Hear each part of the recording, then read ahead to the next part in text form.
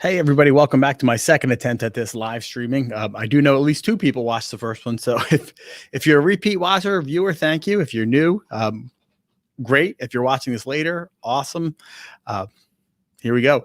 One thing I learned from my last one is there was a question that posted in the chat on a comment, and I totally missed it. So I'm trying to do a better job this time of monitoring. I have two screens, so if you see me look up, that's what I'm doing. And I'll try my best to get your questions or comments onto the screen here. So if you, again, feel free to ask questions. I'll do my best to monitor and answer them. All right. Now, I will tell you, this whole thing today is just, it's about helping you bring your documents to life. I'm not a huge Google Docs guy, but I think there are some really cool things you can do, and you can try and make them a little bit more effective, and a little bit better for your students. So you can see my little homage to Halloween here with my zombie in the window. And then this color picker eyedropper is what I use to get colors. So again, this is used to one, bring your documents to life, and then two, really help to focus you and your students. And it can help you by using color, simple color. You can really enhance your classroom management. And we're going to talk about that a little bit today. So four big kind of objectives in these next 4 or 5 minutes. This is going to be a quick one, is to understand the benefits of using them. If you've never changed colors in a Google Doc, we're going to go ahead and we're going to set the background color. We're going to insert tables to use colors, because Google Docs doesn't have a text box feature. For those of us who grew up using Microsoft Word, we're used to text boxes, but you can kind of work around that. And then I'm going to show you just a couple of different tools you can use to really pick the exact colors you want. I am a color geek when it comes to things like that. Maybe you notice this is the green and gold that Notre Dame uses in their alternate jerseys. I'll do it with the Phillies. I'll do it with just a whole bunch of different things where color can really bring things to life. So I want to show you just some examples and talk about like why you might use color to really add stuff to your Google Docs, because it does take a little bit of extra time. Right. So like, why would you do this? Why would you take some time? And I think one of the things is to really just make things that are more aesthetically pleasing, especially at a time when your kids are staring at computer screens so much that I guarantee you they're tired of seeing plain white docs with black text backgrounds. So just making something that's aesthetically pleasing and catches a student's eyes is important. So I'm just going to show you a couple different examples that I have here. One other thing is it shows effort. Right? It shows your students that you're putting effort into creating your documents. And sometimes I think we take it for granted that they realize how much time we put into things. I liken it to a wrestling coach that we talk to, we follow quite a bit. And he is always, no matter what the competition, he's dressed up, usually in a blazer, shirt and tie, and dress pants. And he says, you dress up for what's important to you. And it's the same type of thing here. Like, you're going to dress up the documents that are important to you. So you're going to show things, use color to show the students that, hey, it's important.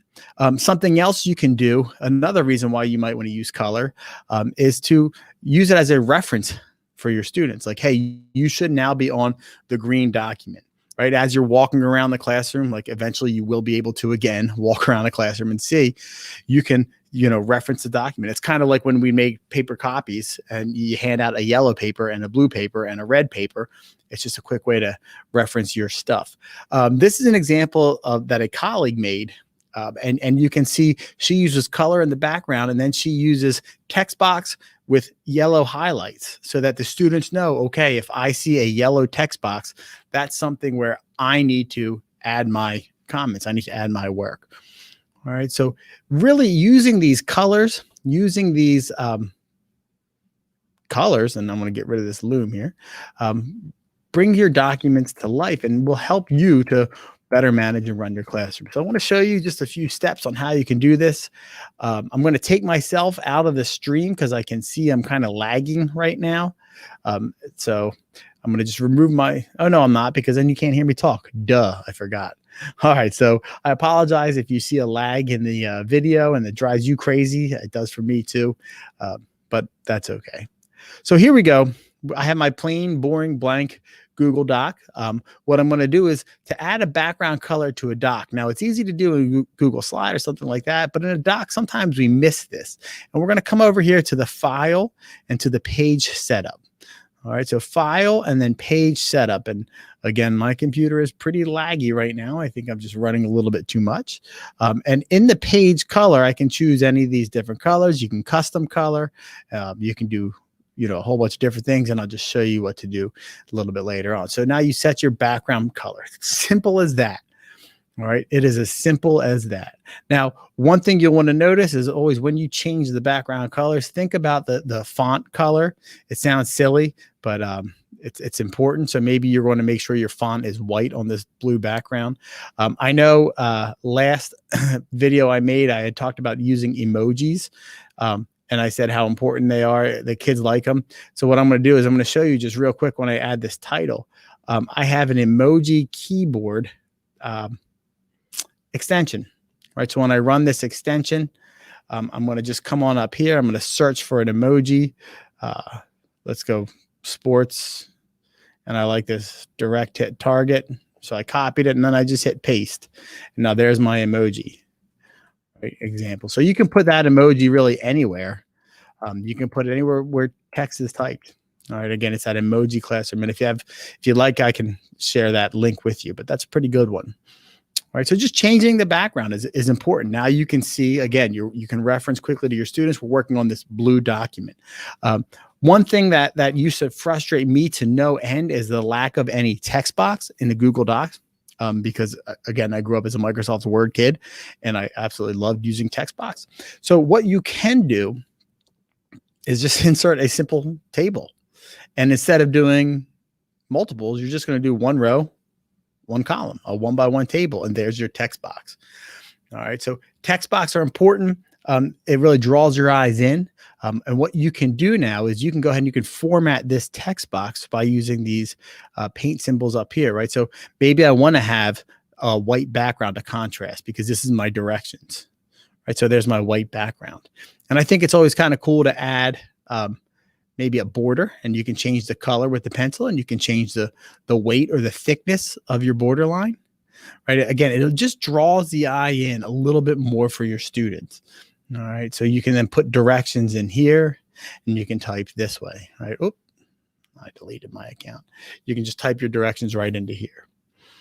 All right. So that's one simple one. I think one of the other things that you can do, and this is something that I got from a podcaster, I think Jake Miller from Educational Duct Tape, if I remember correctly, a while ago, is he suggested kind of highlighting, if it was Jake, I don't remember who, but highlighting where your students are where you expect them to ask a question or answer a question. So I have my normal text. I'm going to change it. So, whatever your question is here, what did you do this past weekend? And you want your students to answer right under here. All right. So again, I'd insert my table. There's my text box. And then what I would do is just right here, make yellow. So now the kids know if I see a yellow box, that's something in which I have to type. I have to respond. So they can right away see, hey, there's nothing in there. I'm missing something. Okay. So by adding these colors, it really helps you to focus your students on what they need to see and what they need to do.